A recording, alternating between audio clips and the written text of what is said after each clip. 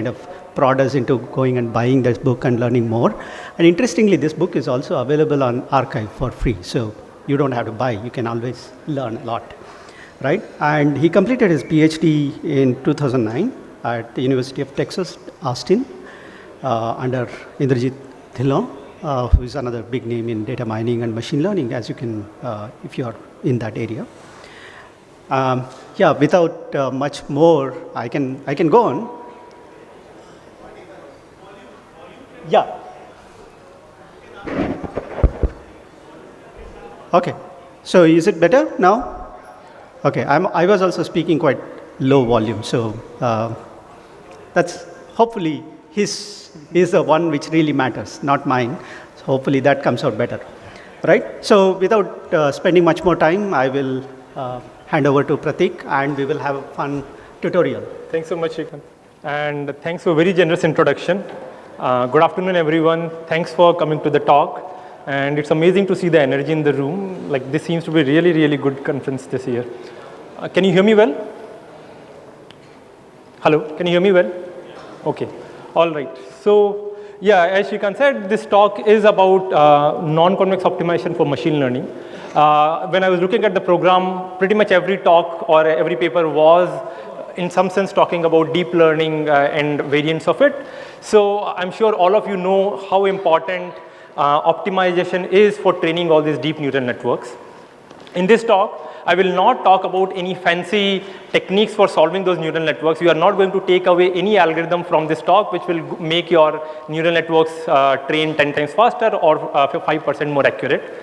But the goal of this talk is to talk about some very basic fundamentals on which all this training routines for deep learning and non-convex optimization problems have been built, and just sort of give you a flavor of what all you can hope from those techniques and what all you cannot hope from these techniques. So next time when you are running your DNN training and your algorithm is not performing as expected, maybe you will have some way of opening that black box and looking into it and demystifying what's really going on. Right? Please feel free to ask questions during the talk. My agenda is not to complete all the slides that I have.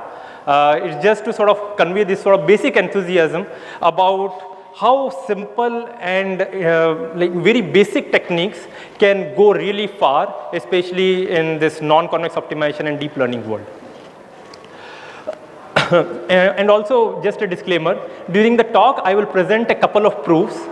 The goal is not to intimidate you with those proofs. The goal is precisely the opposite, to show you that some of the proofs are so easy, so fundamental that they can fit on one slide, can be shown during a talk, and you can in fact get a lot of intuition with those simple proofs, right?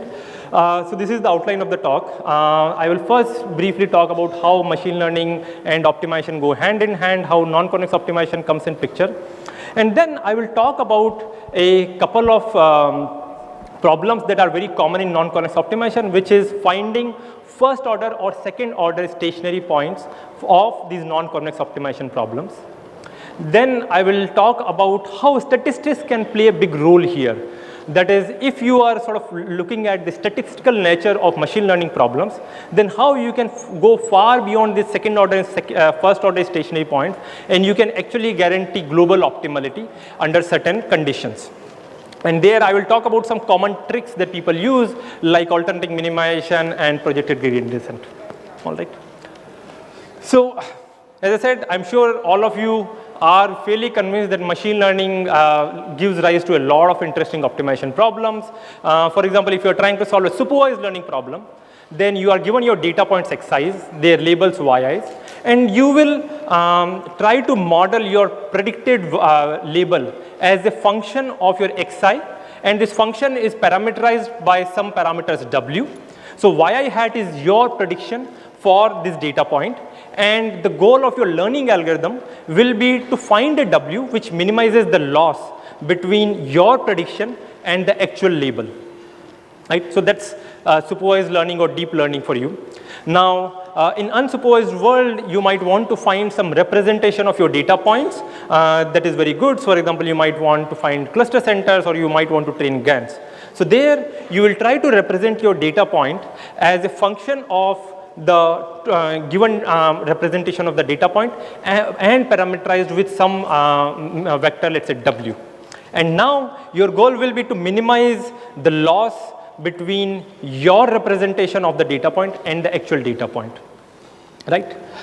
Now, like we can model all these optimization problems using two canonical forms that are interchangeable, but I'll still present them because they are sort of easier to think that way, and there are some problems which are easy to model with one canonical form, other problems are easier to model with another canonical form. So these two canonical forms are unconstrained optimization and constrained optimization. In unconstrained optimization, you are given an objective function and you want to optimize your function, you don't have any more restrictions on top of it. In constrained optimization, you want to minimize your function, but the output, the parameter that you are learning, that should lie in a fixed set. Now, you can model a lot of problems using unconstrained optimization like deep learning or deep networks, training, regression, gradient boosted decision trees, etc. Similarly, there are a lot of machine learning problems that are well modeled by constrained optimization like support vector machines, sparse regression, recommendation system or matrix completion, etc. Right. Now, when we are looking at these problems, there are sort of two categories of problems that are very prominent. So one category of problem is what we call convex optimization. Convex optimization was all the rage till about 2010. When even if there was a problem which was not convex optimization problem, which was, let's say, a non-convex optimization problem, people will just relax it or find some way of writing that problem so that it looks convex, and then you go and solve it. But in last 4 or 5 years or maybe 10 years, deep learning has taken an entirely different approach. They are saying problems are non-convex, I don't care, but I will directly try to solve my non-convex optimization problems, and they have shown a lot of promise with it. So, as you know that the main sort of focus of this talk is non-convex optimization, but let me briefly define what are convex optimization problems and why non-convex optimization problems are more challenging than these convex optimization problems. And also I will just sort of show you how very similar techniques can be used to solve both convex as well as non-convex optimization problems.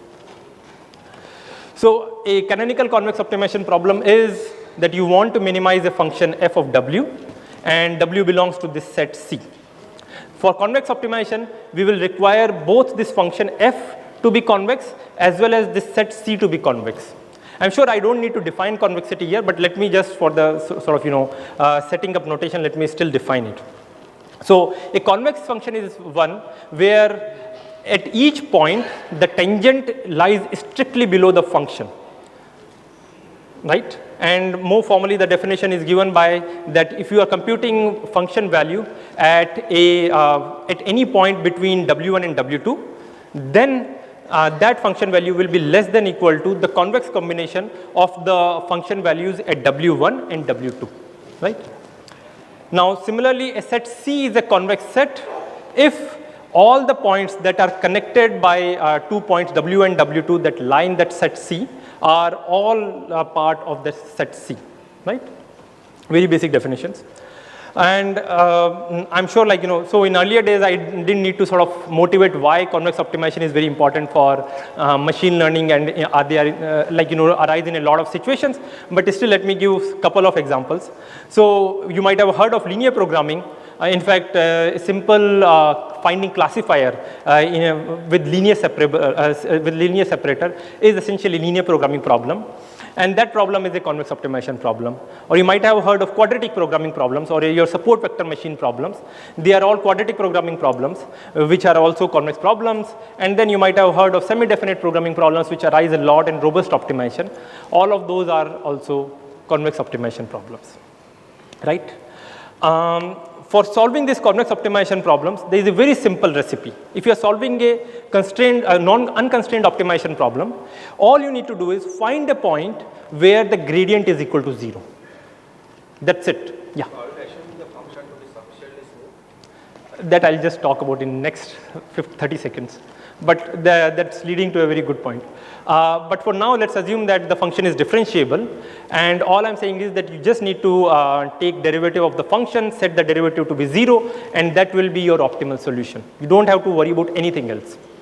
For unconstrained convex optimization problems. For constrained convex optimization problems, you need to do more work. You need to satisfy something called KKT conditions.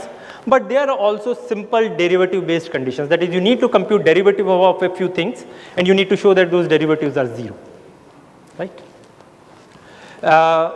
As the gentleman sitting here pointed out that we need to, like in many cases, these functions might not even be differentiable. So we will need to assume, like either we need to come up with a solution which will work with the non-differentiable functions, which is very easy to do in convex optimization settings.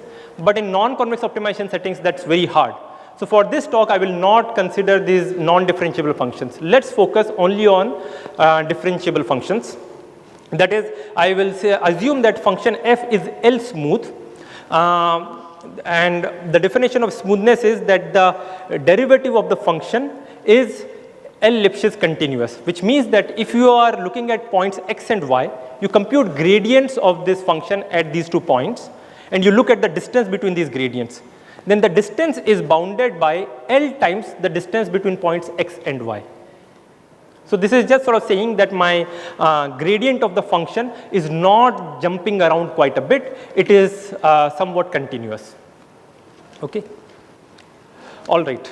So as I said that earlier, that all you need to do to solve this convex optimization problems is find a point where the derivative is equal to 0. A very standard, a simple technique to do that is gradient descent. That is, if you are at a point, you try to walk in the negative direction of the gradient, and that will try to minimize or decrease the gradient, right? So in general, the algorithm, how it will look is, you have some point Wt, or your current iterate Wt. You walk in a negative direction of the gradient at Wt with some step size eta. Now, during this procedure, if you walked out of your convex set in constant optimization problems, you can again project back onto this convex set, and that will give you your new iterate. So that's your projected gradient descent. Very simple algorithm, right? Any questions? And the claim is that this very simple algorithm converges to the optimal solution at a fairly good rate. That is, in a very small number of steps, it will be able to get to the optimal solution. I will in fact prove it in one slide. For the proof, I will ignore the constraint part. That is, I will assume that we have a constraint optimization problem. And we just need to find out a point where the derivative of this constraint optimization problem is 0, right? Or we want to minimize this unconstrained optimization problem. So for this, I have first written an equation which just states this L smoothness condition. So the Lipschitz continuity of gradients that I mentioned earlier can also be rewritten in this particular form. And if you look at it, all it is saying is that I'm doing a Taylor expansion around point Wt. And because I know that my function is L smooth, so the second order term can be upper bounded by L. That's it. It's just Taylor series expansion. Right? Now we know that Wt plus 1 was given by Wt minus eta times the gradient, right? And we are also setting eta to be something which is smaller than 1 by L, where L is the smoothness. If you do that, just substitute in this particular formula for smoothness, and what you see is, and do a little bit of rearrangement, and what you see is that Fw of t plus 1 is less than equal to your function value at your previous iterate Wt minus the square of the gradient times some eta by 2. So this already tells you that the function value at Wt plus 1 is strictly lesser than the function value at Wt, right? If you are not at the optima. Okay. So that already tells us that we are moving towards optima. Now here I can use convexity. I can say that this f of Wt, I will do some expansion of this at around, like I will do a simple Taylor series expansion, and this is just a convexity condition that I'll put, and this is what we'll get. After some more simple jugglery of arithmetic, what we will get is that f of Wt plus 1 is less than equal to f of W star plus the difference between distances of Wt plus 1 and Wt from the optimal solution W star. So here I am assuming that W star is one of the optimal solution. Okay. Now, because we know that we are decreasing our objective function value at each step, so we know that f of Wt plus 1 is going to be larger then f of w at the final iterate w capital T. W capital T is the number of iterations that I'm running my algorithm for. So my function value at w capital T is less than equal to f of wt plus 1, and that is bounded by this quantity here, right? Again, no sort of magic, nothing surprising, right? Now all we do is we just add this equation for all t, right? For all the iterates, when we add them up, you'll see that this thing will keep on cancelling, right? Because in the next iteration, I will have something like wt plus 1 minus w star square minus wt plus 2 minus w star square. So all these things will keep on cancelling, and what you will end up with is a formula like this, right? And here, by using the fact that eta is 1 by L, we get that f of wt is less than equal to f of w star plus an epsilon, where epsilon is defined by this. That is, if you run your algorithm for something like 1 by epsilon iterations, you will converge to an epsilon approximate solution, right? So epsilon is your suboptimality. You can choose whatever epsilon you want, and if you run your algorithm for 1 by epsilon iterations, this proof tells us that gradient descent will find an epsilon approximate solution. Okay. Now one can ask, is this the best I can hope for? Can I do any better? For gradient descent, you cannot hope to do any better than this. There are lower bounds which show that you cannot hope to do any better than this rate. But if you are willing to try some other algorithms, like say an accelerated gradient descent method, then you can achieve better rate. If you are more sort of, computationally savvy, if you can compute second derivative of your function, then you can do much, much better, and so on. Like if you compute third derivative, you can do even better, so on. But in machine learning, we focus mostly on these gradient-based methods because that's the best you can hope to compute. Like if you have a large 50-layer neural network, computing its Hessian will take you years. Like it's not going to be possible at all. So what you can at most do is compute its gradient. In fact, most of the time you are not even able to compute gradient over all your data points. You are able to compute gradient only on a small batch. And we'll talk about how that comes in picture later. Okay. Any questions about this proof? This is a convex function, so all local minima are global minima. So like for global optimality, you just need to guarantee that you are going towards a point with derivative equal to 0. That's it. Nothing else. If we can at least approximate to some kind of gradient, we can get better accuracy. Sorry, I didn't get it. Hessian is something that you are able to capture Yeah. curvature of it, right? Yeah. If we can actually just linearize that one, Yeah. so we can capture. That's a great question. There is a work by Nestro which show that by using those techniques also, you won't be able to do much better than his accelerated gradient method. So if you use an accelerated gradient method, you'll get a rate which is something like 1 by root of epsilon, right? And it is known that if you are using just the first derivative information, you cannot hope to do any better than that. So you can try to come up with all those techniques. Many times they work, but theoretically you are not going to beat this rate. Yeah. So here T is directly proportional to that L. So to reduce T, why can't we like make L arbitrarily small so that D will become small? That's a great question, but then you will need to go to a smaller epsilon also, right? If you are scaling function by let's say 1 by 10, then you will also want epsilon to scale by 1 by 10, and it will essentially give you exactly the same thing. Any other questions? All right. So this is about convex optimization.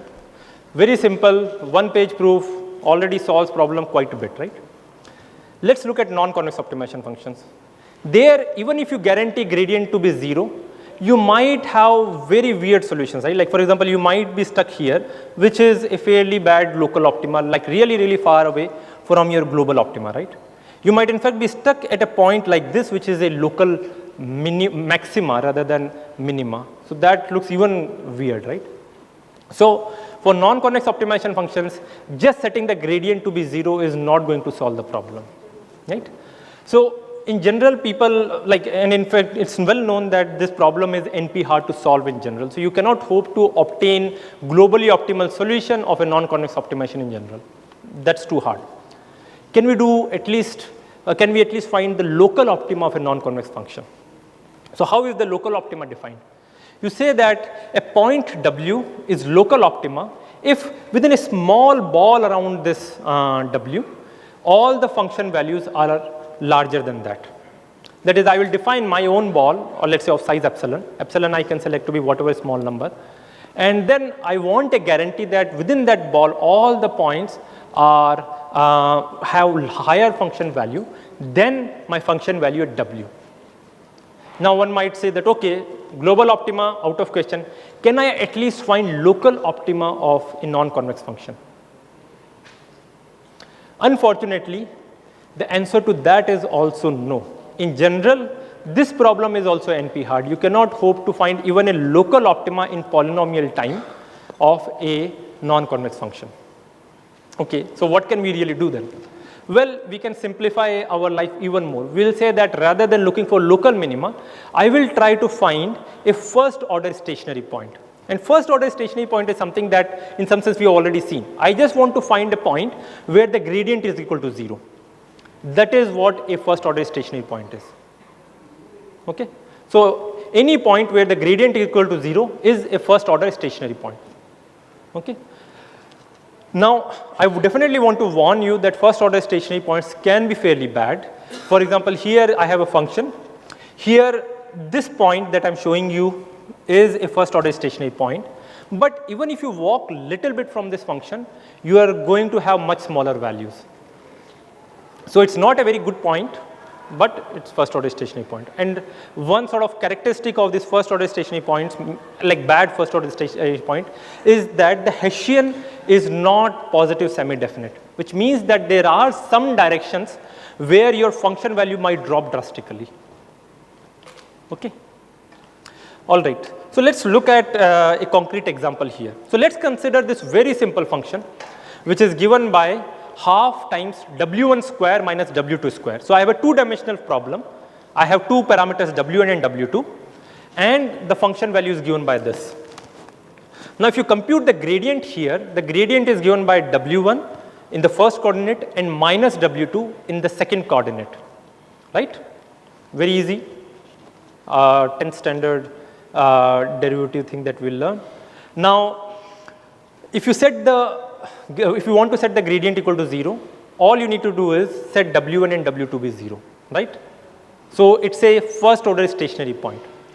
But if you compute your second derivative at this point, that is the Hessian of the function at this 0, 0 point, that actually turns out to be 1, 0, 0, minus 1. That is, it is indefinite, right?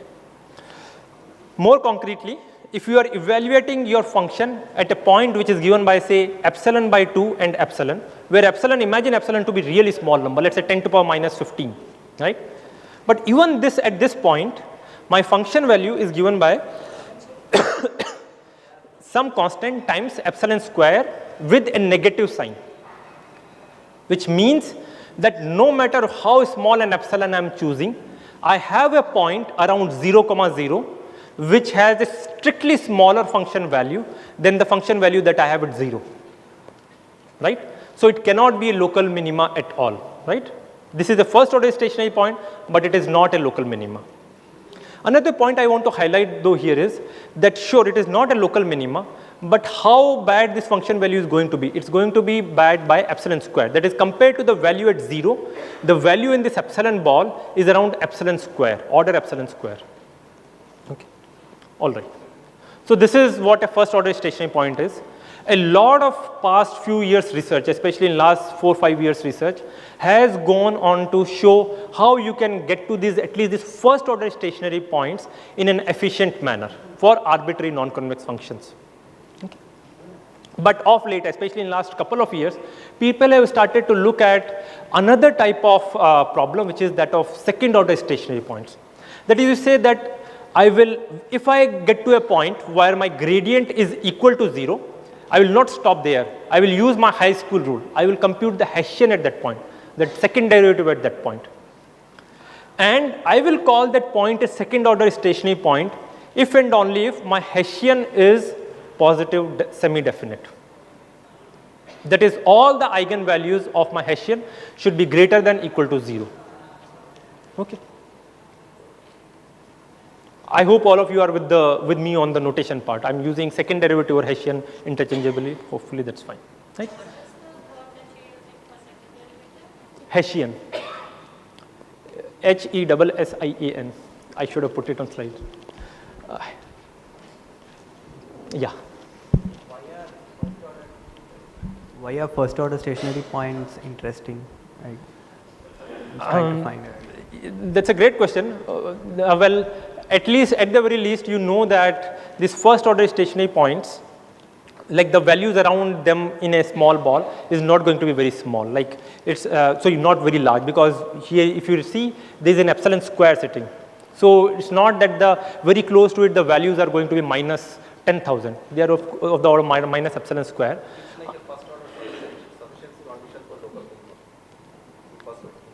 It's not, no. So he's just saying that why do you care about first order stationary points at all? It can be a first order sufficiency condition for local minimum. I mean, you are not sure. Yeah, I mean, if your function is nice that all your first order stationary points are local minima, then sure.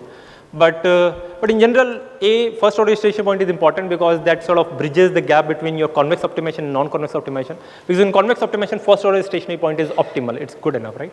And B, many times you are not able to even go to second order stationary point, it is so expensive. So you might be happy just going to the first order stationary point. And first order stationary point is also not, in some cases not very bad, sometimes it might be very bad. Okay. Any other questions? Yeah.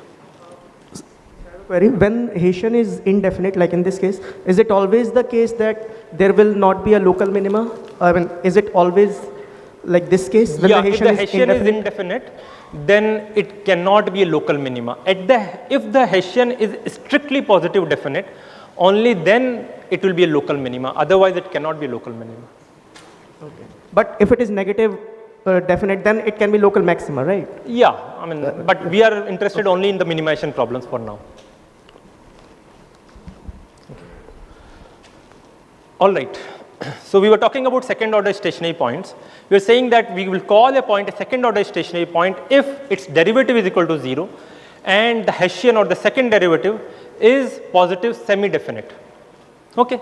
So now this gives rise to this question, that is it sufficient for local optimality?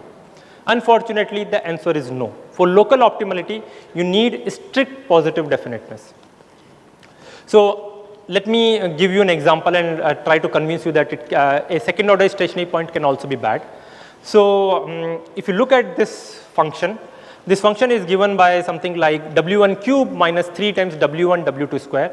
We are again working with two dimensional functions, that is function with two parameter values, right, two variables. And this function, in fact, or the second order stationary point or saddle point is somewhat special. It's called monkey saddle. I don't know why, but like it apparently looks like a monkey, at least not to me. Now, if you look at the derivative of this function, it's given by this, right? At 0, 0, this derivative is equal to 0. That's easy to check, right? If you look at the second derivative of this function or the Hessian of this function, it comes out to be something like this, right? And unfortunately, at 0, 0, this is also 0. Which means that it is positive semi-definite, your Hessian, and derivative is also equal to 0. So 0, 0 is a second order stationary point of this function. But is it a local minima? Let's see. If you evaluate your function at epsilon, epsilon, that gives minus 2 by 3 epsilon cube. So no matter how small an epsilon you set, your function value at epsilon, epsilon is strictly lesser than your function value at 0, which is equal to 0. So that clearly says that it cannot be a local minima, right? Again, one thing to point here is that sure, it is not a local minima, but my function value in a small neighborhood is of the order of epsilon cube, which is one order better than what I was getting in first order stationary point. And that's how we can sort of generalize these stationary points into higher order stationary points. That is, you will define your local optima as something where f of w is less than or equal to f of w prime for all w prime that are within an epsilon ball of w. Okay? Local optima is fine. you will say that I have a first order stationary point if f of w is less than equal to f of w prime plus w minus w prime square, right? That is, sure, my w's function value is not less than equal to that of w prime everywhere in this ball, but at least it's not very, very bad, that it is worse by an order by a factor of w minus w square, w prime square, right? Similarly, if I have a second order stationary point, then that square becomes cube. And I can define pth order stationary point as one where my function value at w is worse than function value at w prime by a factor of w minus w prime to the power p plus 1. Now note that these w minus w primes are small numbers, like think of them as 0.001. So as you are taking higher and higher power, then it sort of says that this error is getting small and smaller.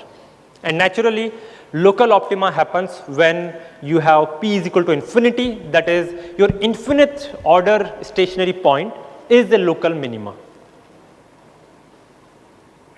Any questions here? All right. So sure, we have defined these, but what do we do with it? Can we really compute this first order stationary point, second order stationary point, pth order stationary point? So this is how the picture looks. First order stationary point we can compute using an efficient algorithm.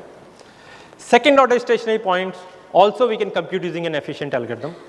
Third order stationary point also we can compute using an efficient algorithm, but it is theoretically efficient so far. It's not very practical algorithm, and in fact finding third order stationary point using a practical algorithm is a big open problem. But interesting thing is that if you want to find any higher order stationary point, that is if you want to find a fourth order stationary point, even that is NP hard. And no wonder your local optima, which is infinite order stationary point, is also NP hard. Okay. So this is the picture right now. Now for the next few minutes, I'll be mostly focusing on the first order stationary point and the second order stationary point, how we can compute them, right? So I also want to sort of put one interesting thing here, which is that if you think about it, these first or second order stationary points, they seem very weird points, right? Where they are very unique places where things are in very delicate balance. And if you are starting at a random point, then your chances of going to these first order, second order stationary points seems to be really, really small, right? So if you start randomly and just do gradient descent, it seems like that you should still converge to local optima. That intuition is correct. That is, if you are taking infinitesimal small steps, then that algorithm will converge to a local minimizer. But we don't know how a small step we need to take. That is, the rates are not known, and as I mentioned earlier, that in general the problem is NP hard, but for some special functions, if you can show that just a random initialization will still get you the optimal solution, that is a big area of research. People have come up with several such functions, and there is a possibility of sort of coming up with a stronger notion there about what functions will lead you to a local optima when you are doing gradient descent from a random point. Okay. So let's now dive into first order stationary points and how we can find them. As I mentioned earlier, all you need to do is find a point where the gradient is equal to 0. That will be your first order stationary point, and that can be done using simple gradient descent. That is, if you just do the standard gradient descent that I earlier talked about, the claim is that that will already find your first order stationary point. Let's look at the proof. Again, very easy. We have in fact seen this proof. First line is just the smoothness property. Second line is just using the fact that Wt plus 1 is Wt minus eta gradient, right? And that will already give you this. Okay. Now you do a little bit of reshuffling. You say that, okay, now I cannot apply convexity here, right? So all you do is you do little bit of reshuffling, add all your terms over all the t traits, and that already gives you this guarantee. That is, it tells you that after t steps, your function, your value of your gradient or the norm of the gradient is bounded by something like this, which means that after 1 by epsilon square iterations, you will find an epsilon approximate first order stationary point. Is this guarantee clear? After 1 by epsilon square iterations, you are guaranteed to find a point where the norm of your gradient is less than equal to epsilon. Remember, for first order stationary point, my goal was to find a point where the gradient is very small, right? And that's the guarantee that it gives, that my norm of gradient is less than epsilon after 1 by epsilon square iterations. Note, like if you recall, for convex functions, for exactly the same gradient descent algorithm, we had 1 by epsilon rate. But now, because of non-convexity, we have a rate of 1 by epsilon square. Right? Now, question is, can we bridge this gap? Can we get 1 by epsilon rate? Yes, we can, but not using this gradient descent algorithm, but by using something called accelerated gradient descent method. So, the way gradient descent method works is, you have a point, you compute the gradient and just move. Accelerated gradient descent is not doing that. It is trying to keep track of multiple points at the same time. Let's say in particular 2 points at the same time. And based on the gradients, that's how you will move. Like both those points will move in tandem. So in particular, what happens is, you have point WT and another point WTAG, or accelerated gradient, that you keep. You find a point somewhere in middle of line joining these. You compute the gradient there, and then you just move these points using the gradient value. And you keep on doing like this. So naturally, this is a more complicated algorithm, but this algorithm is no more expensive, or not much more expensive, than your gradient descent, right? Because it is also just computing gradient at a point and doing some sort of simple descent, right? But the nice thing is that this algorithm already gives you if epsilon approximate first order stationary point in 1 by epsilon iterations. So that 1 by epsilon square that was here, that was here, can be brought down to 1 by epsilon using this accelerated gradient method. Are you as good as convex functions now? Still not, right? Because for convex functions, if you use the same accelerated gradient method, you will have a rate of 1 by root epsilon. Okay. All right. So that was the story for our normal non-convex optimization if you want to get to first order stationary point. But in machine learning, our problems are not arbitrary non-convex functions. We have more structure, because generally in machine learning we have endpoints. We are minimizing our loss for each of those points, and like basically we take a sum of them and we want to optimize that summation. So our function value at W is given by summation of functions values at summation of bunch of functions. That is, your f of W is given by sum of FIW, where FIW can be thought of as loss for your ith data point, right? Now, if you look at it, computing gradient for a point will require order n computation for this problem. And in machine learning, n can be very large. For example, if you have ImageNet, there are about 14 million images there. So if you are going to compute your gradient over 14 million images, that's going to take forever. So you don't want to have algorithms that are computing gradient over all your data points in each iteration. Can you do better? Well, you use this very popular method that I'm sure all of you have heard, which is stochastic gradient descent. So the idea of stochastic gradient descent is very simple. Rather than computing gradient at a point in an iteration and then moving in negative direction of that gradient, what you do is you sample one of the functions uniformly at random, and then you compute gradient with respect to just that sampled function, which means that now your gradient computation can be done in order 1 time rather than order n, right? And you just keep on doing this, right? So the interesting thing here is that if you look at your expected value of Wt plus 1 minus Wt, it is still the gradient of your function, like the full gradient, rather than gradient only on 1 point. So your expected gradient is still correct, but your individual gradient computation is much, much more effective, right? Now, is this algorithm any good? Again, using a very simple proof, you can show that this algorithm also works. I won't go in the proof, but like the starting point is still the same. You write down your smoothness condition. You use your gradient like your gradient update. Then you just take expectation, and what you end up with is a term looking like this, which says that after around 1 by epsilon to the power 4 iterations, you will converge to an epsilon approximate first order stationary point. Okay. So note that your number of iterations have gone up. Earlier we were talking about 1 by epsilon square iterations. Now I have 1 by epsilon to the power 4 iterations. On top of that, I have an additional term which is the variance, which was not there in the earlier algorithm in the gradient descent. But each of my iteration has become much less expensive. It can be done using just one gradient computation rather than n gradient computation. That is, I can take one of the images in ImageNet, compute the gradient, and hope that after 1 by epsilon to the power 4 such gradient computations, I'll be at a first order stationary point, where earlier I had to do my gradient computation on all the points. But won't there be any loss of information? Because earlier I was counting out n points, now randomly I'm picking it up.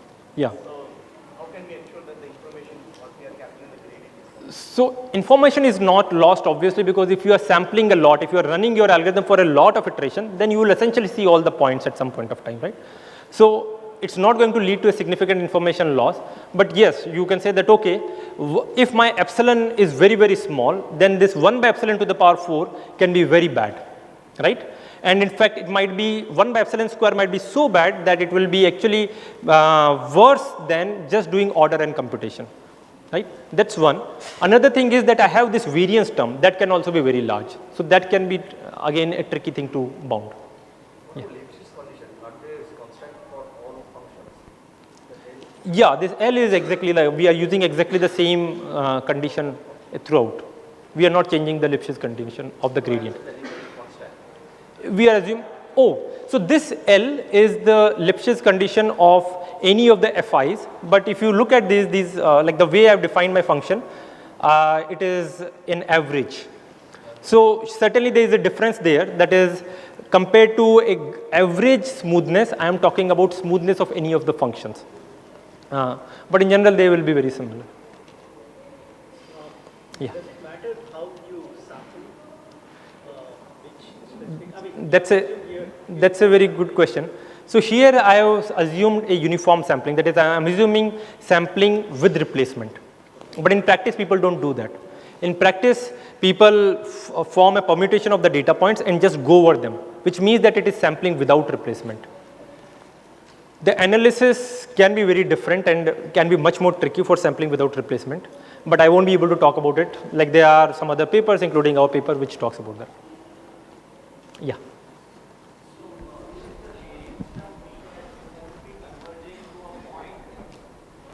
Does the variant term means that we won't be converging to a point? Instead, we would be converging to a region? No, variance is like it's a single number still. All it is sort of saying is that I will have some one more multiplicative factor that I will need to worry about. But I will converge to a point. All these guarantees are in expectation. So that's one caveat here. That is the final point that I'm getting that might not satisfy this guarantee, but in expectation. That is, if I run all these things, let's say 1,000,000 times and then take the minimum, there it will definitely satisfy it. But you can try to come up with higher probability bounds also. Right. Thank you. Okay. So let's just summarize our discussion on first order stationary points. So as I showed earlier, that for arbitrary functions, if you are using gradient descent or accelerated gradient descent, you will converge to an epsilon approximate first order stationary point in 1 by epsilon square iterations or 1 by epsilon iterations, right? For both these methods, if you had a convex function, then the rates are much better, but that you cannot do much about. Because of non-convexity, you have to pay this extra rate. Okay. Now, for functions which are basically machine learning style functions, where your function is a finite sum, there the situation is more interesting. If you are using this gradient descent or accelerated gradient descent, you have to make order n gradient calls in each iteration. So your gradient call computation complexity is n by epsilon square and n by epsilon for these two algorithms, right? If you are using a stochastic gradient descent, it's not even dependent on n. You will have a rate of 1 by epsilon to the power 4. And actually there is a variance term sitting on top of it. So people said that, okay, can we do any better than this? Can we have best of the both worlds where we have an algorithm which is faster than gradient descent because it exploits this finite sum form, but which is not as slow as SGD in terms of its rate. So that's where this whole line of stochastic variance reduction techniques came. And that was amazing work by Tong Zheng and Shai Shaleshwars. And that line of work, which was proposed by convex optimization, has now been used in non-convex optimization by these works by Shashank Reddy and his co-authors, as well as Zewon Elanzu and his co-authors. And they show that you can do a trade-off between gradient descent and stochastic gradient descent. That is, you can have a rate which looks something like this. So you n to the power 2 by 3 by epsilon square. So you are paying some factor of n, but not of order n.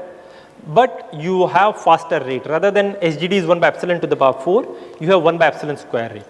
And this rate can then be further improved by using a little bit more fancy algorithm that's called MSORVG. Okay. So this is clear? All right. So let's now move to second order stationary point. So this is the situation for first order stationary point. Let me just recap. If you are using gradient descent or accelerated gradient descent, you have rates of 1 by epsilon square, 1 by epsilon, which are worse than the rates that you get for convex functions. If you have this finite sum form, then you can use stochastic gradient descent or stochastic variance reduction techniques that will give you better rates than gradient descent also. Okay.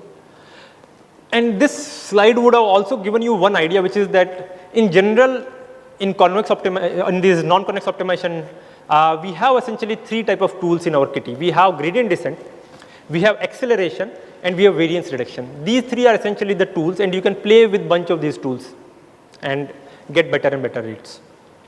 All right.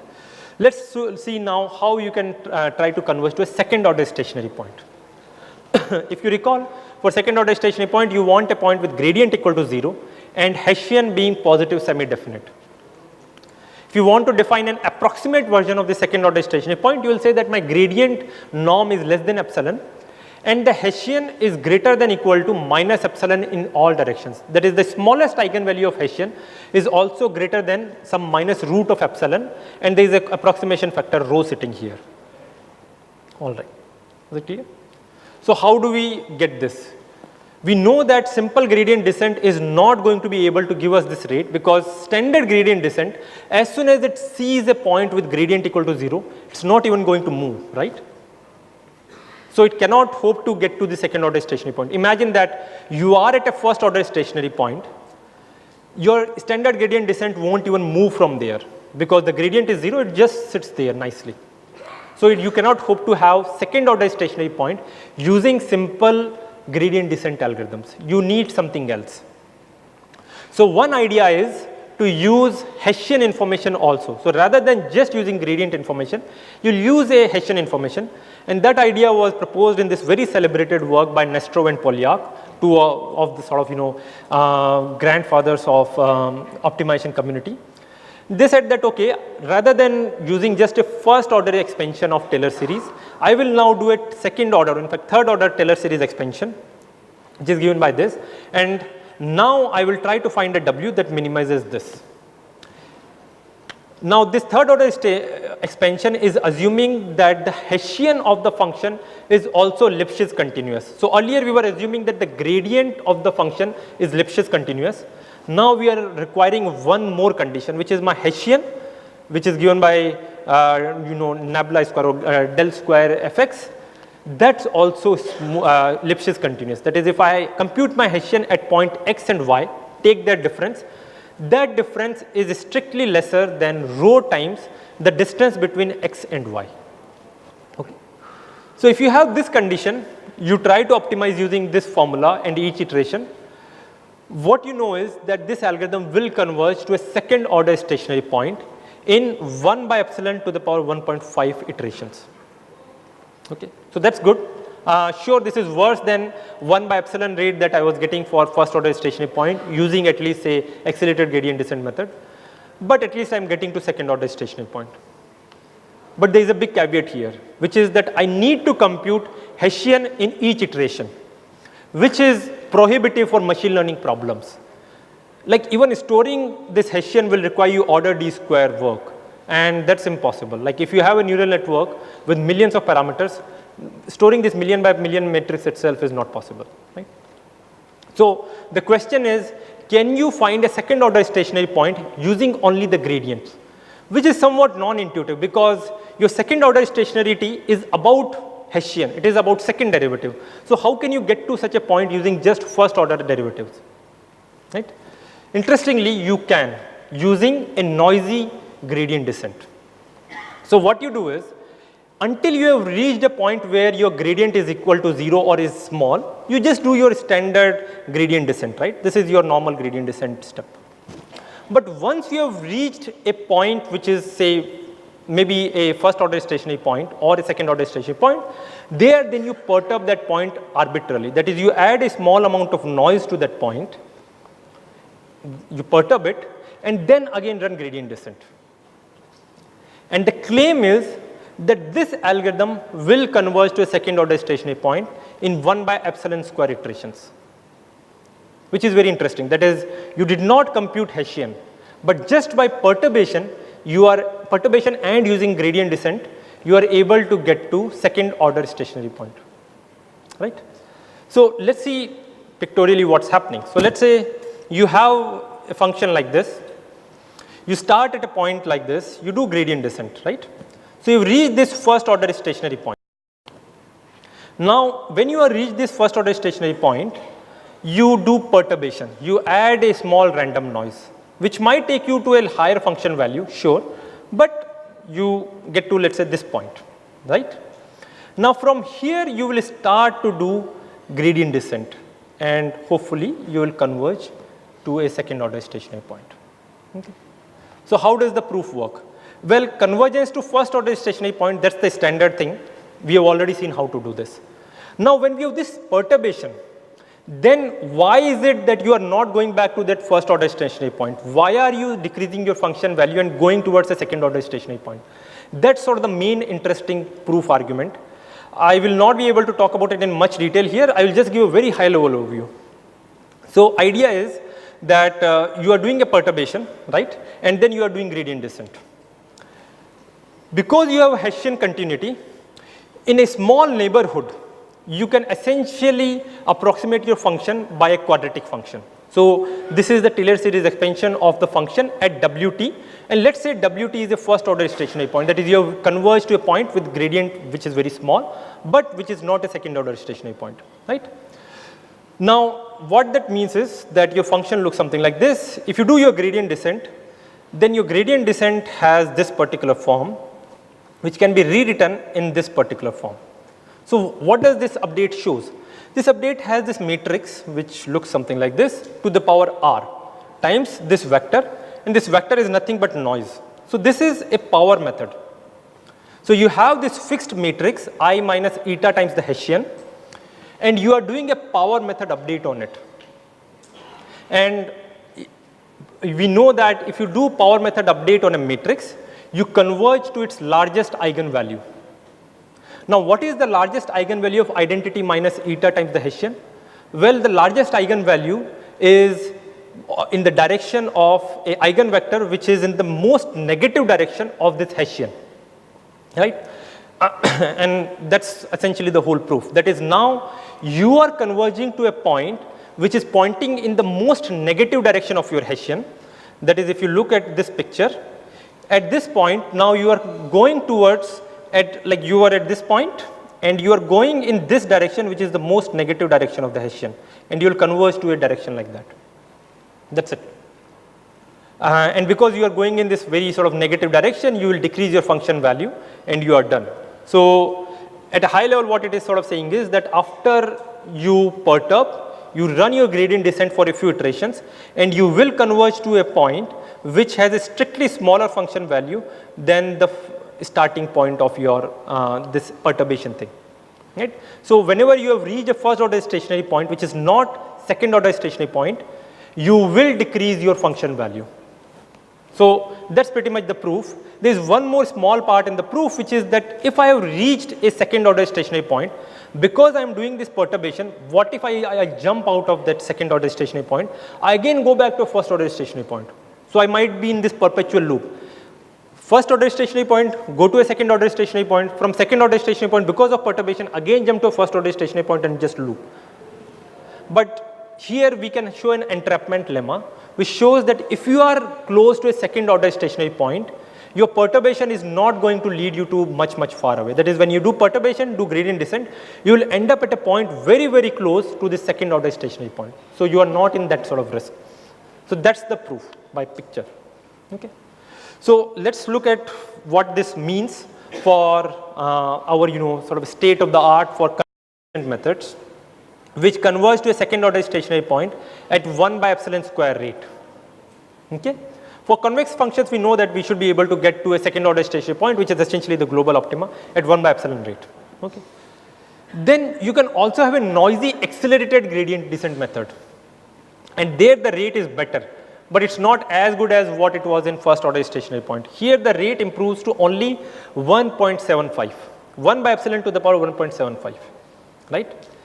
And if you have a cubic regularization, then the rate is 1 by epsilon to the power 1.5. Cubic regularization, if you recall, uses a Hessian computation in each iteration, so it's not practical, but its rate of convergence is better. So now a big open question in this area is, can you bridge the gap? Can you come up with a second order stationary point computation algorithm that uses only the gradient information, but which converges at a rate of 1 by epsilon to the power 1.5? That is, which is as good as this cubic regularization technique. It's a big open question in this area. Yeah. There is an informal technique in training neural networks. I don't think nobody has proved it. So it's basically after you are converged, you increase your learning rate, keep updating and reduce the learning rate. So yeah. Can you, I see a lot of similarity between the same technique. Yeah, so that's a great point. But that technique is doing something exactly opposite of this. So that technique is doing some sort of variance reduction. So there the idea is you have reached a first order stationary point. Now you are just jumping around because you have a stochastic gradient descent. So it will have some natural variance that I showed you. It will have that variance. By cutting down the step size, you are decreasing that variance. So you will have smaller variance, and that's why your function value decreases. But it is exactly orthogonal to what we are talking about here. In fact, there in some sense you are decreasing your noise because your step size is smaller. So you are allowing for smaller variance there.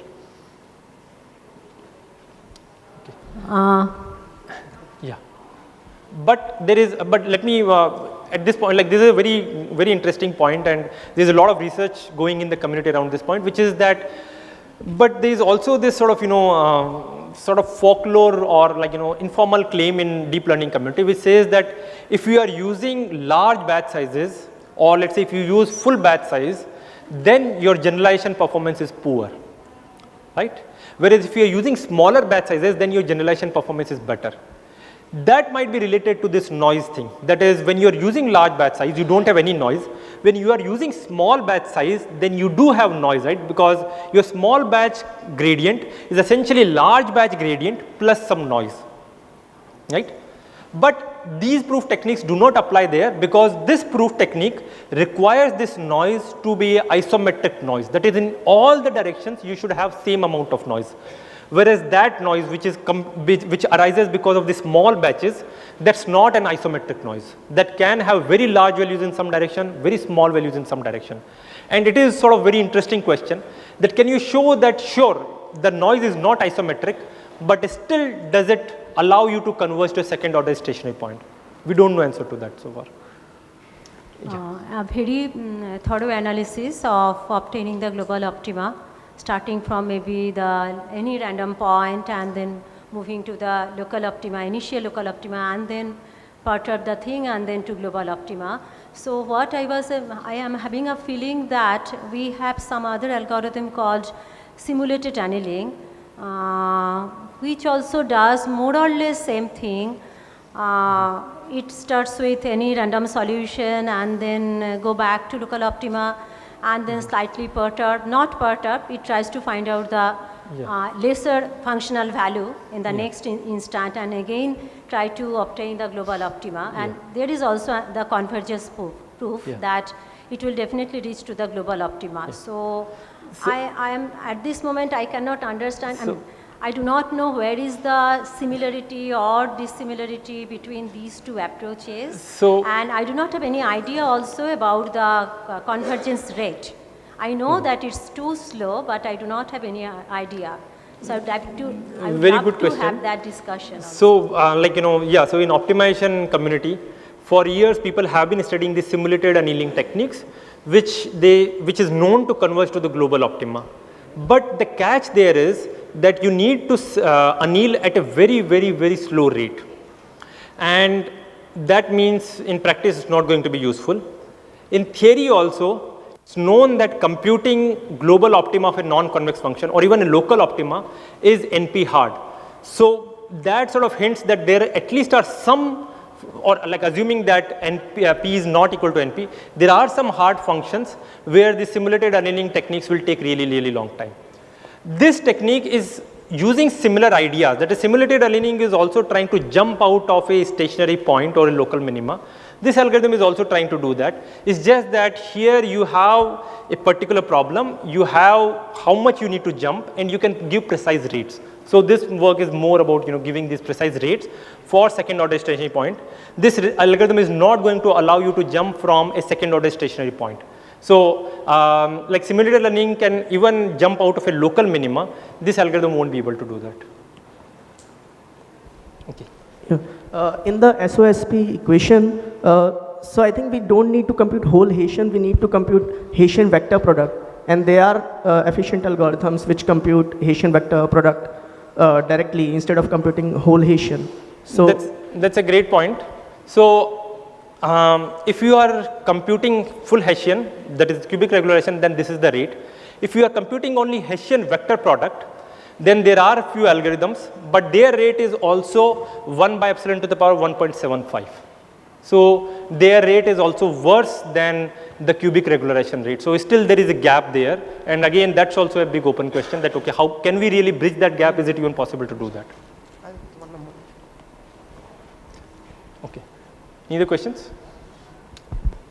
All right. So this is the situation for arbitrary non-convex functions. But if these non-convex functions are appearing in machine learning, that is they have this finite sum property, then let's see how many gradient calls we need to do. The rates for noisy gradient descent, noisy accelerated gradient descent, they are clear. Basically, they are the total sample iteration complexity multiplied by n, because you have to do n gradient computation in each iteration. But you can also have a noisy stochastic gradient descent algorithm, where you are essentially doing the same noisy gradient descent, but rather than computing the full gradient, you just sample one of the function, compute the gradient on that random function. And there again the rate will look something like 1 by epsilon to the power 4.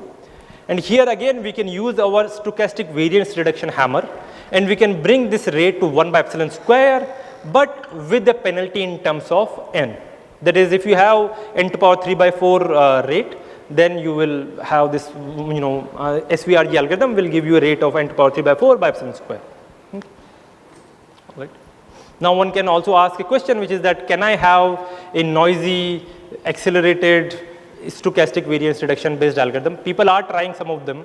Some are very hard, some are, work in progress. But there are all sorts of combination of these ideas. So here again, the basic idea is gradient descent with perturbation, with acceleration, and with stochastic variance reduction.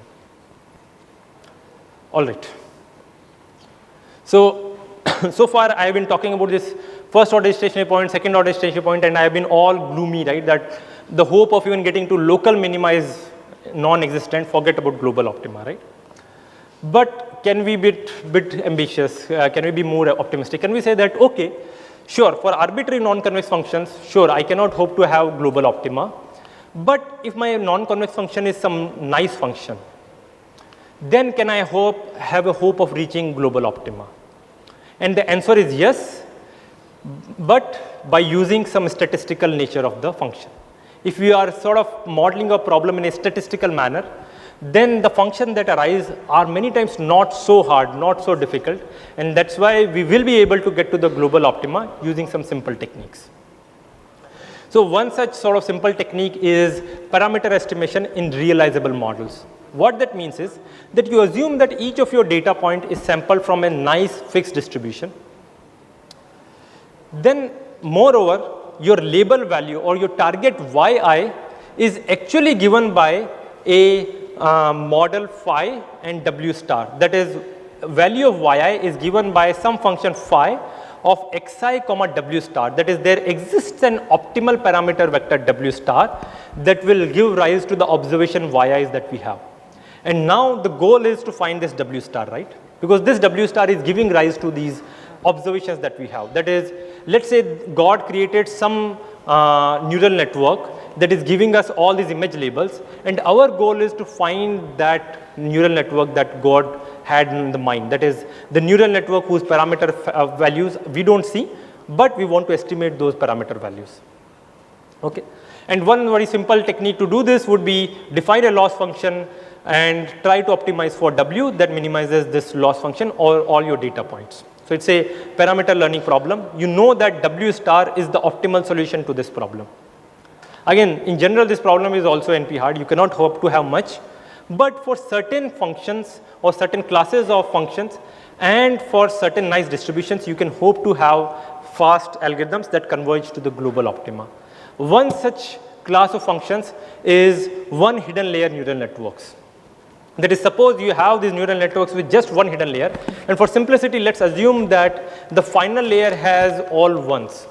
That is, you are just sort of adding up your activations from each of your node, and that's your output. Okay?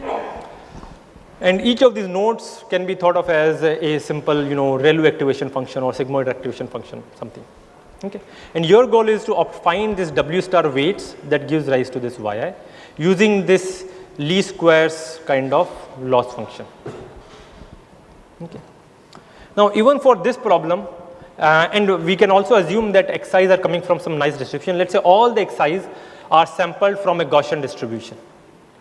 So unfortunately, even for this function, gradient descent doesn't converge to global optima. It will get stuck in some spurious local minima. So that's again bad news. But if you can initialize within a constant distance of the global optima, then gradient descent converges to the global optimal solution. And there are some techniques to initialize your solution within a small vicinity of the global optima using some tensor decomposition techniques. I won't talk about them, but there are some non-gradient descent techniques that can initialize your solution within a close vicinity of the globally optimal solution. And once you are within a small vicinity of the globally optimal solution, then you can show that gradient descent will actually converge to that globally optimal solution. Okay. And the proof techniques are basically a heavy amount of statistics with optimization. I won't talk about them here, but you can do that. All right. So in proving that your algorithm converges to this globally optimal solution for learning one hidden layer neural network, we didn't really care for how many samples you are using. We are assuming that the number of samples is really large. Let's say they are quadratic in the number of dimensions. But in many cases, in many interesting problems, you cannot afford to have those many samples. You will require the number of samples to be very small. And in that case, you will need to impose some structure on the parameters w star that you are learning. So we are again in the same setting here. That is, we are assuming that all our data points are coming from some nice distribution. They are coming from a realizable model. That realizable model's parameters are w star. But it's just that we cannot get a lot of samples from that model. We have very small amount of samples. Now what do you do? So one example here is sparse linear regression. So this is like the simplest problem you can imagine in this domain. So each of your yi is given by just a simple linear product. So it's one layer neural network, no hidden layers, but it's just inner product of your data point xi with your optimal solution or your model parameter w star. But you know that w star is only s non-zeros, which intuitively means that only s features of your data point are really important, all the other features are useless. And this sort of intuition is very useful or is very important in a lot of settings like bioinformatics, where you might have millions of genes, but for certain activations, only a small number of genes are responsible. Okay. So, in general, let's say, our W has only S non-zeros, and now you want to say that the number of samples that I want should be much, much smaller than my dimensionality D. How can I do that? Can I really do that? Turns out that yes, if your number of non-zeros in W is just S, then information theoretically at least, the number of samples that you need is S log D. Okay. So why this log D? S I understand, you have S parameters, S values, but why log D? Well, you also need to store the indices where these features are non-zero, where your W is non-zero. And storing each of this index will require log D information. So that's why total amount of information you have here is S times log D. Okay. So information theoretically at least, if you have S log D samples, you should be able to find out or recover this W from these samples. Okay. But can you really do it computationally efficiently? For that, we'll need to formulate this problem as an optimization problem. So the way this problem will look is we will need to optimize some function f of W, let's say it will be a least squares function, and the W that we are optimizing for should lie in a special set. For example, here we are talking about W's which are sparse, right? Only S sparse. So we want to find out a W which is S sparse and which optimizes this least squares objective function. Okay. Similarly, like in other settings, you can have different type of sets. So for example, if you are solving a problem called matrix completion, that set can be set of low rank matrices. Then there are several other problems, like if you are trying to solve a low rank tensor decomposition problem, then your set of parameters is the set of all low rank tensors. If you are trying to solve a robust principal component analysis problem, then your set is the Minkowski sum of low rank matrices and sparse matrices. So you can have a lot of such structures. But in general, like the unifying theme here is you want to minimize some function f of W, and W lies in this structural set C, and this set C can look like a low rank like set of sparse vectors or set of low rank matrices or set of low rank tensors, right? Unfortunately, all these sets are non-convex. That is, set of sparse vectors is non-convex. That's a homework problem. Set of low rank matrices is a non-convex set. Set of low rank tensors, non-convex set. Set of like Minkowski sum of low rank and sparse vectors, that's also non-convex. So we do have again a challenging non-convex optimization problem, right? But we can again use our gradient descent techniques. That is, we will just do gradient descent and then we will project our point onto this non-convex set. Now in general, projection onto non-convex sets is also NP hard. So it's not just optimizing functions is hard, even projection onto non-convex sets is NP hard. But many of the sets are interesting, very simple, and although they are non-convex, but still projection onto that sets is easy. For example, if you want to project onto the set of sparse vectors, that's easy. I'll come to that later again in next few minutes. But idea is you just define this projected gradient descent algorithm for these problems. You have these assumptions on your data. So your function f is not arbitrary function, it is a statistical function. And using this statistical function idea along with this projected gradient descent, you can show that many times these algorithms will converge to the global optima. In fact, in very fast rate. Questions?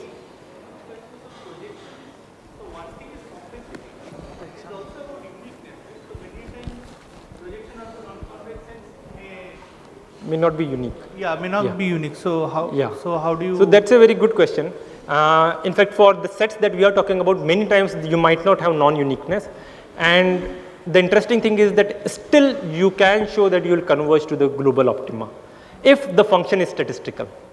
So if you have a statistical function that I'll define later, and W belongs to this non-convex set, and if you do projected gradient descent on it, then you will be able to show that you will converge to the global optima as long as you can do this projection. Doesn't matter if the projection is non-unique. Any other questions? So that's sort of the agenda.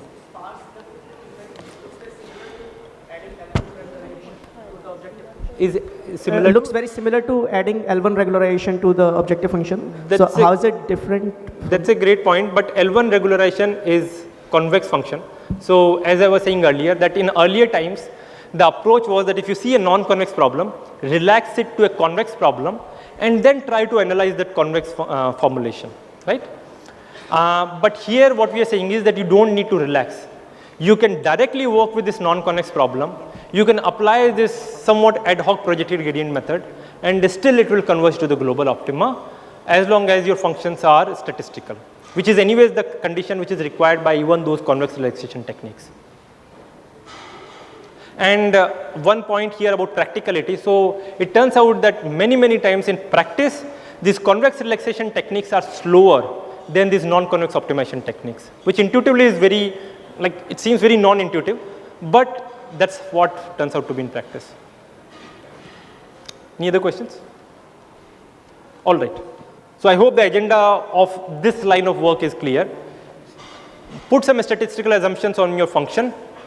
Define a projected gradient descent. Make sure that your functions are, non-convex sets are nice enough so that you can project onto them. And then there is a fairly large body of work and general theory which can show that you will converge to the global optima. Okay. And using this sort of philosophy, a lot of algorithms have been, or a lot of problems have been solved. For example, you can solve this sparse regression problem, robust regression problems, dictionary learning problems. Like there is whole line of work that has been done in last 5-7 years which uses this philosophy. Let me not, obviously I won't be able to talk about all of them. Let me just give you high level of picture of how this works for sparse regression problem. So if you recall, sparse regression problem is given y is equal to x times w star, x is sampled from some nice distribution, w star is s sparse, and the number of samples is very small. Let's say it's of the order of s star log d. How can you use projected gradient method to converge to the global optima? Note that, the problem is NP hard in general, so we need to use the statistic aspect. Now, one sort of aspect here was how do we define this projection, because it's a non-convex set.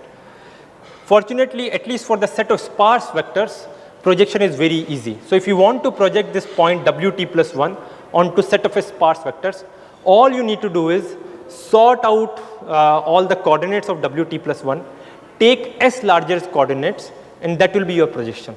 And that's an homework problem to prove how it, why is that a projection. Okay. But bottom line is that you can do projection in just d log d steps. Right? In fact, it can be much faster. It can be order s log d plus d. Questions? All right. So this is the story for projected gradient descent here. That is, each iteration of projected gradient descent we can implement efficiently because we can compute the gradient easily, and the projection can also be done efficiently. But how many iterations will we need? So it turns out that if you just take around log 1 or epsilon iterations, then you will recover a w hat which is very close to w star. So w star is your globally optimal solution. We are guaranteeing that you will get arbitrarily close to w star, right? Up to, sorry, this much thing, this much error. Okay. Here, as I said that you need to put the statistical assumptions. So you need to assume that yi is given by inner product of xi and your true parameter w star added with some noise eta I. This noise can be any sub-Gaussian noise with some variance sigma square. W star is S sparse, and the covariance matrix of your data point xi has condition number kappa. If you have all these statistical assumption, then you can show that you get to this much error of W star. And in fact, this is almost optimal. Like if you get rid of this kappa cube term, then this rate is information theoretically optimal. That is, you could not have hoped for any better rate than this, even if you had infinite time in the world. But for this computationally efficient algorithm, which runs in very small number of iterations, we have this additional kappa cube term. And again, there are some open questions in this domain, how you can remove this kappa cube, can you bring this kappa cube to kappa square, like there is a whole lot of literature here. But I just wanted to give a flavor of the type of problems that you have. I have a very small amount of time remaining with me, so I won't be able to talk about this matrix completion problem, but this problem also follows the same principle. So the problem is, given a bunch of users and bunch of movies, some of the users have rated some of the movies, complete the whole user movie rating matrix so that you can recommend movies to the users. And one easy way of modeling this problem is through low rank. That is, you assume that the underlying ratings matrix is low rank. The intuition behind that modeling is that typically the number of factors that dominate how a user rates a movie is very small. It might be the geography of the user or some other demographic information of the user. So very small amount of information is important enough for modeling your user in movies.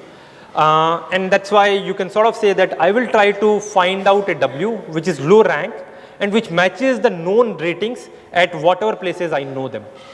And this is again a sort of same problem, that is you are solving a least squares problem subject to a non-convex constraints. And you can again define your projected gradient descent. Projection onto the set of low rank matrices can be done using singular value decomposition.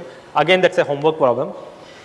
And then what you can show is that if certain conditions are satisfied, then this algorithm will converge to the globally optimal solution in just log 1 or epsilon iteration. So you will get to an epsilon approximate solution in just log 1 or epsilon iteration. So again, very fast linear time algorithm. And in general, if you have a problem like this, you want to minimize your function value W. W lies in this non-convex set C. And if your function satisfies something called restricted strong convexity and restricted strong smoothness, I won't go into defining all these things, but there are some general conditions on this function. If that is satisfied, then your projected gradient method will converge to the globally optimal solution at a very fast rate. That's sort of the high level picture. And all these results for sparse regression, low rank matrix completion, they are essential instantiation of this general idea. What you will try to do is you will show that your function that is coming out of this statistical problem satisfies this restricted strong convexity and restricted strong smoothness. In fact, that's sort of the main part of the problem. Yeah.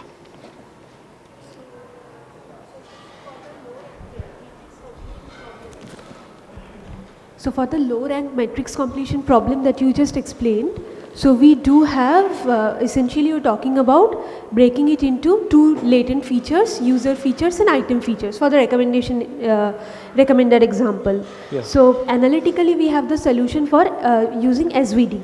And if you are looking for iterative methods, we may opt for, let's say, alternating least squares, ALS kind of a setup. So where exactly is this projected gradient descent method useful in that space? So this projected gradient descent method is taking a different look, or it's a different type of algorithm than alternating minimization or ALS methods. So ALS methods explicitly write your low rank matrix as product of two matrices and then alternate. Here you are saying that I don't want to write it like this. I will just sort of do a projected gradient method. So they are not exactly the same. That I would get? Output will also be low rank here because you are always two matrices? Yeah, you will always produce two matrices. So it's essentially but you are matrix not, factorization. Yeah, but you are not sort of alternating between them. So estimation process is different? Is different. Okay. In fact, I will come to the alternating minimization in just a minute. But let me just sort of give one high level picture here, which is that if you want to minimize a function f subject to this non-convex set, if you can run your projected gradient method and your function f satisfies what's called restricted strong smoothness and restricted strong convexity, then you will converge to the global optima. So that's the high level message. How do you satisfy these properties? For that you need to look at the actual problem structure and the statistical nature of the problem, right?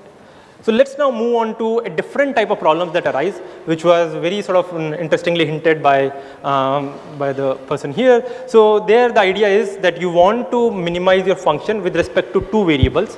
One variable z you can think of as a latent variable, let's say maybe the cluster index of your data point, and w is your variable or parameter model, right?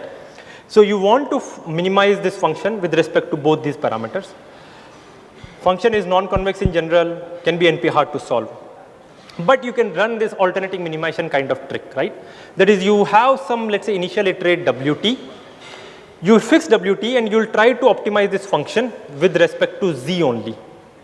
Once you obtained a new Z, let's say ZT plus 1, you will fix Z to be ZT plus 1 and optimize your function with respect to W only. So you just alternate between these two things. Is this algorithm any good? In general, no. This algorithm in general might get stuck in really poor local minima. And also, like, even if you can do these individual problems optimally, like if you can solve these individual problems optimally, because let's say they are convex problems, still you do not have an overall convex problem. For example, if your f of w comma z is just product of w and z, so it's linear in both w and z, even this function which looks like this is non-convex.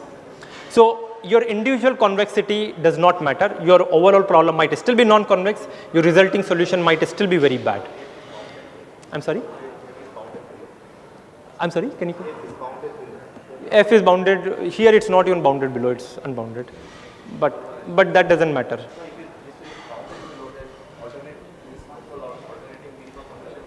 That will converge, but the function is non-convex in general. And non-bounded and non-convex. And if you initialize your alternating minimization from a bad point, you are not going to move. For example, if w is equal to 0 is the initialization, then if you are alternating, you cannot really move, right? Because z, like how would you optimize f is equal to 0? F of z is equal to 0. You'll maybe set your z to be 0 again and you'll just alternate. So it's somewhat tricky to optimize, right? So let's come back to the low rank matrix completion problem. Here we want your matrix to be low rank, which means that W can be written as a product of these two latent variables u and v. And as it was mentioned earlier, you can optimize for each of these things alternatingly. And what you can show is that again, if the problem is statistical, if the data is coming from some nice distribution, then this alternating minimization algorithm also converges to the global optima. And at the heart of it, again, you have some sort of restricted strong convexity, smoothness, which is sitting here. So again, you can define some general values or general properties of this function f, under which this algorithm will converge to the global optima. Okay. So that's pretty much it that I have. So let me just quickly summarize. For non-convex optimization, there are sort of two general approaches. One approach is that you just assume that your function is any general non-convex function and you try to solve for first order or second order stationary point. Or you say that my function is statistical and then you can use techniques like projected gradient descent or alternating minimization. And along with some assumptions on your statistical data, you can show that this sort of technique will converge to the global optima. For convergence to first order stationary point, you can just use your standard gradient descent type of techniques, that is gradient descent or accelerated gradient descent or various reduction, and that will give you fairly good rates for convergence to the stationary points. Still, there are a lot of open problems that are sitting here. Similarly, for second order stationary points, you can have noisy gradient descent, noisy accelerated gradient descent methods. They will converge to a second order stationary points. Again, a lot of open problems. And in the domain of these sort of statistical problems, there are a lot of new statistical problems which are sitting there and needs to be solved. And also in terms of general theory, there is a lot to be done. So that's all I have.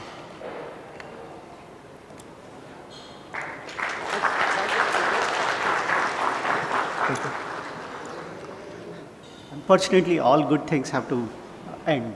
And because of the logistics, we really have to end. No questions now. But Prateek is going to be around for at least next 1.5 hours. Because of the depth of the knowledge he has, he is also in great demand. So he has to run somewhere else. So I'm sure he will be happy to answer for next 1.5, 2 hours he's around. Again, thanks a lot for this wonderful overview of the latest trends and a small memento from the CORDS command. Okay. Thank you. Picture. Yeah.